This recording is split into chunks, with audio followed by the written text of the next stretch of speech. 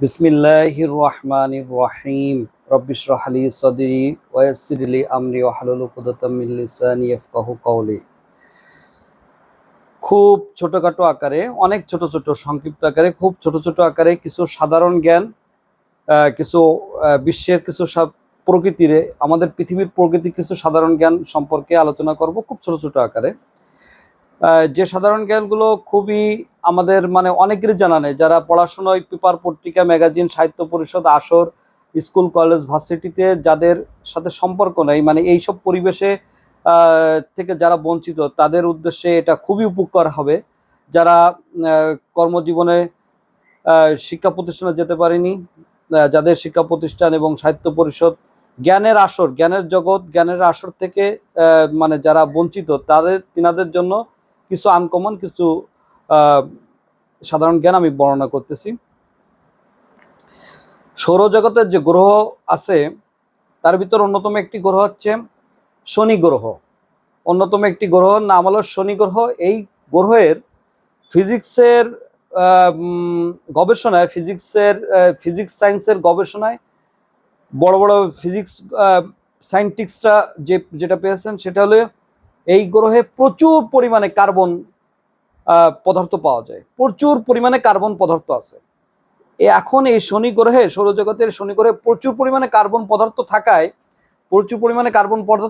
যখন এখান থেকে বিবর্তনে কিছুটা বিস্ফোরিত হয়, যখন এই পৃথিবীতে নিচের দিকে উপর থেকে বিস্ফোরিত হয়, যখন ছিটে ছিটে পড়ে, তখন ওইগুলা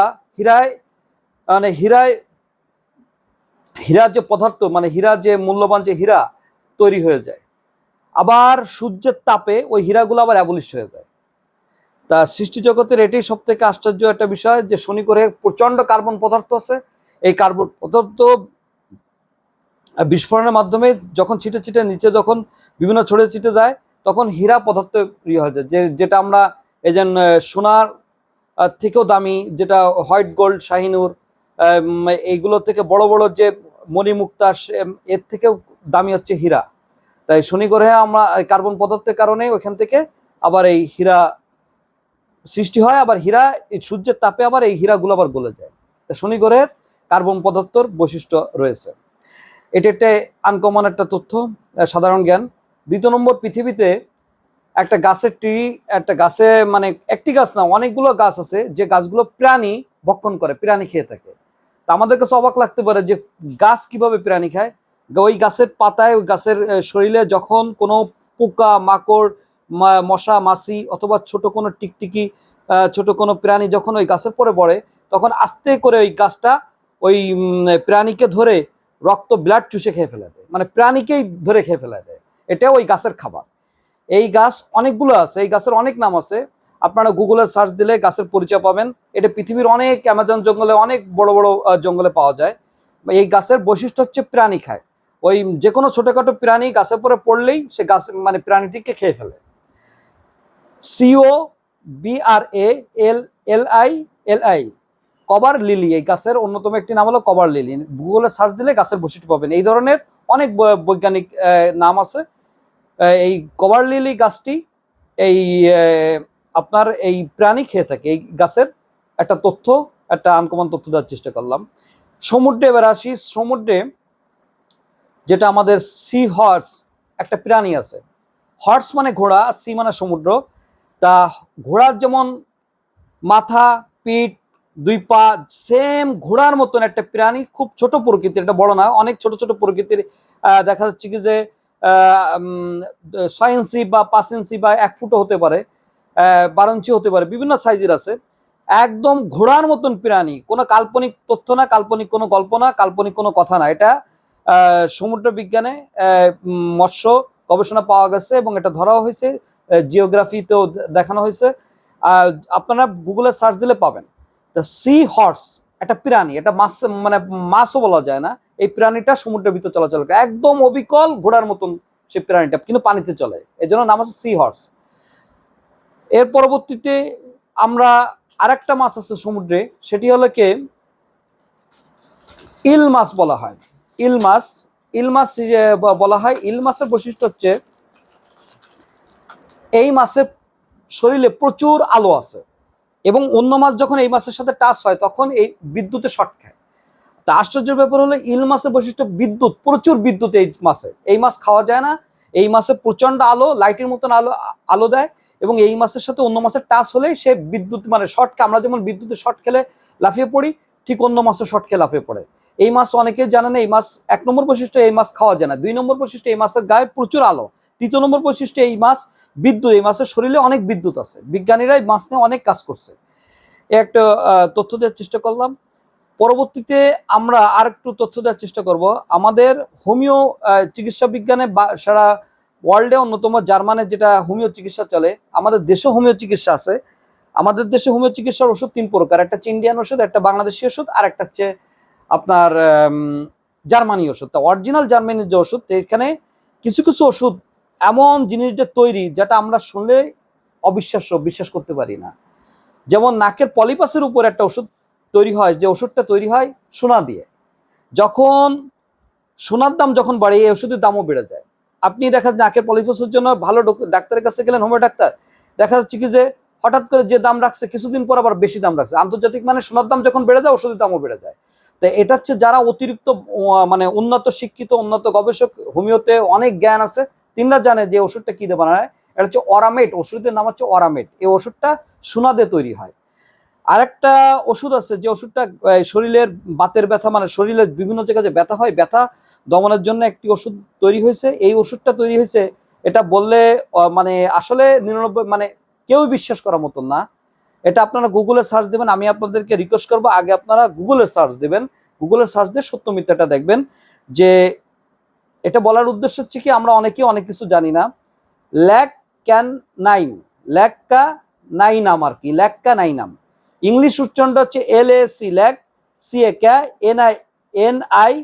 CANINAM, ল্যাক্কানাইনাম। ল্যাক্কানাইনাম আপনি গুগলে সার্চ দিবেন। ল্যাক্কানাইনাম যে ওষুধটা, এই ওষুধটা সেবন করলে শরীরে বিভিন্ন ব্যথা কমে যায়। এটা হচ্ছে হোমিওপ্যাথিক ডাক্তাররা দিয়ে থাকে, যারা শিক্ষিত ডাক্তার, যারা জ্ঞানী ডাক্তার, যারা অভিজ্ঞ ডাক্তার।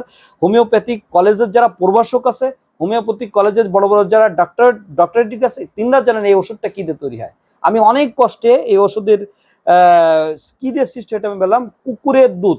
অবাক হয়ে যাবেন, কুকুরের দুধ দিয়ে ওষুধটা তৈরি হয়। তা কুকুরের দুধ একটা ঘৃণার পাত্র আমরা মনে করি, এটা কেউ সেবন করা যায় না, কিন্তু কুকুরের দুধ দিয়ে ওষুধটা তৈরি হয়। তা আল্লাহ পাকের বড় নিয়ামত, যে কোরআনে একটা আয়াত আছে যে আমি পৃথিবীর কোনো কিছু অনার্থক সৃষ্টি করিনি। তা পৃথিবীর কোনো কিছু আল্লাহ পাক অনার্থক সৃষ্টি করেনি, তার বাস্তব প্রমাণ কুকুরের দুধের ভিতরে মানব কল্যাণের সেবা রয়েছে, যেটা হোমিও গবেষকরা কুকুরের দুধ দিয়ে এই ওষুধ তৈরি করছে, এবং এই ওষুধ খেয়ে অনেকের মানে রোগ নিরাময়ের দিকে অনেক সফলতা অর্জন করছে ওষুধ। কিন্তু ওষুধ হিসেবে এটা বৈধতা দেওয়া হয়েছে, কিন্তু যেহেতু অনেক কেমিক্যাল, অনেক মেডিসিন শরীরে ক্ষতি না হয়, ওই কুকুরের দুধটাকে অনেক রিফাইন করে ঠেলে এটা ওষুধ তৈরি করা হয়। এটাকে মানব কল্যাণে এটা কাজ হচ্ছে। এর পরবর্তীতে আমরা আমাদের আরেকটু সাধারণ জ্ঞান সংক্ষিপ্ত দিতে চাই। আমরা যে ফাঁসি হয় আমাদের বিভিন্ন মানে আসামিদের, যে ফাঁসি কোর্ট কাছারি যেটা হয়, এই যে ফাঁসির দড়িটা আমরা দেখি, এই দড়িটা আমাদের সচরাচর দৈনন্দিন বাসা বাড়িতে যে দড়িগুলো থাকে সেই দড়ি না। এই দড়িগুলো অনেক এক্সেপশনাল দড়ি। এই দড়িতে মাখন, ঘি এবং হচ্ছে কলা এগুলো মাখানো হয়। এই দড়িগুলো অনেক দামি দড়ি বলা হয়, রোপ দড়ি বলা হয়, দড়ির নাম রোপ বলি, কিন্তু সাধারণ কোন দড়ি না। রোপ দড়ি যে দড়িটা, এটা কোনো সাধারণ দড়ি না, ফাঁসির রোপ দড়ি হিসেবে বলা হয়, মালিকা রোপ দড়ি হিসেবে পরিচিত, এবং মাখন ঘি এগুলো মাখানো হয়। পরিশেষে আমরা আর একটা কুকুরের বৈশিষ্ট্য বলতে পারি। লাইকা কুকুর নামে বিশ্বের একটা কুকুর ছিল, যে কুকুরটা কে মহাকাশে নেওয়া হয়েছে অনেকবার, আবার নিচে নিয়ে আসা, উপরে নিয়ে আসা। এই কুকুরটা প্রতি বিজ্ঞানীরা অনেক অবিচার করছে। এই কুকুরটার জীবনে যদি দেখা হয়, পড়া হয়, তো মানুষের চোখের পানি ধরে রাখতে পারবে না। লাস্টে ক্যাবিনের ভিতরে, তখন তো অত্যাধুনিক কত যন্ত্র ছিল না, প্লেনের ভিতরে ক্যাবিনে আটকায় রাখা হয়েছিল। ও গরমের তাপে হিট খেয়ে ওই কুকুরটা ওইখানে মানে গরমের চাপে মানে মানে মানে পুরো গরমের হিটে সে ওইখানে গলে মারা যায়। এই কুকুরটার প্রতি প্রচন্ড অবিচার করা হয়েছে। তা সূরা কাহাফে, মানে পুরো কুরআনুল কারিমে সূরা মানে কাহাফে অনেক কুকুরের নিদর্শনের কথা হয়েছে। মানে আল্লাহ পাক যে কোনো এই যে কুকুরের নাজাত যেটা বলা হয়, সেটা হলো কি 12 ফিটের ভিতরে বা 20 ফুটের ভিতরে কুকুরের ভিতরে কোনো মানে কুকুরের জিহ্বায় অনেক বিষাক্ত নালা থাকে। কুকুরের শরীরে মানে মুখের নালায় মানুষের অস্বাস্থ্যকর অনেক জীবাণু ব্যাকটেরিয়া এগুলো থাকে, যে এই জন্য বলা হয়েছে ইসলামে কুকুর থেকে দূরে থাকা। আবার সিটিএসবির ক্ষেত্রে কুকুরের বৈধতা করা হয়েছে। ফিকা মাস্টার যারা উচ্চ শিক্ষা শিক্ষিত আলেমদের মধ্যে কামিল ফিকা মাস্টার্সে কুকুরের বিজনেসের বৈধতা অবৈধতা আবার ব্যাপার আছে। সিটিএসবির ক্ষেত্রে, গোয়েন্দা সংস্থার ক্ষেত্রে, শিকারের ক্ষেত্রে কুকুরের বিজনেসের আবার বৈধতাও আছে। আবার অবৈধতা হারাম যেটা, সেটা হচ্ছে নামাজ রোজা ইবাদতের ক্ষেত্রে কুকুরের মানে বিনোদনের জন্য এটাকে আবার এটা হারাম করা হয়েছে। তা আমি পরিশেষে খুব সংক্ষিপ্ত আকারে কিছু আনকমন তথ্য দেওয়ার চেষ্টা, মানে সাধারণ জ্ঞান দেওয়ার চেষ্টা করলাম। সর্বশেষ আমাদের দেশীয় একটা তথ্য দেওয়ার চেষ্টা করি। যে লাশগুলো এক ডিস্ট্রিক্টের থেকে আরেক ডিস্ট্রিক্টে নেওয়া হয়, হিমাগারের যে লাশগুলো নেওয়া হয়, বিদেশের থেকে যে ডেড বডিগুলো আসে, তা লাশ ট্রান্সফার করার ক্ষেত্রে অনেক সময় এক স্থানে অনেক সময় লাশ ট্রান্সফার করার ক্ষেত্রে অনেক সময় আমরা লাশের শরীরে 10 কেজি 20 কেজি 30 কেজি চা দেওয়া হয় যাতে লাশটা না পচে। বরফের পরিবর্তে, বরফে তো পানি গলে, অনেক সময় লাশের শরীরে আমাদের মারা গেলে হিমাগারে রাখবে, তার আগেই এক ডিস্ট্রিক্ট থেকে অন্য ডিস্ট্রিক্টে যখন লাশ স্থানান্তর করা হয়, অথবা বিদেশের থেকে একটা লাশ আসলো কফিনের ভিতরে, ওই কফিনের ভিতরে লাশের শরীরে এই চা দেওয়া হয়। যে চা পাতাটা আমরা খাই, এই চা পাতায় চা দেওয়া হয়।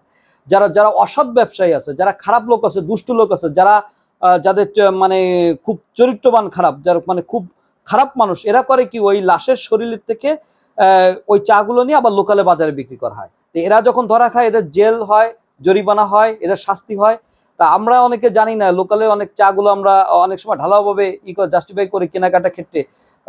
মানে এটা কোম্পানি ব্র্যান্ডের ছাড়া এটা ব্যবহার করা উচিত না। কারণ কি, অনেক সময় আমাদের আসলে তো অসৎ লোকের সংখ্যাই সমাজে বেশি, এর জন্য এই চাটা অনেক সময় ডেড বডি দিয়ে ব্যবহার এটা লোকালে হয়। আমি সংক্ষিপ্ত আকারে আমি আমার আজকের আনকমন সাধারণ জ্ঞানগুলো একটু তুলে ধরার চেষ্টা করলাম। আল্লাহ হাফেজ।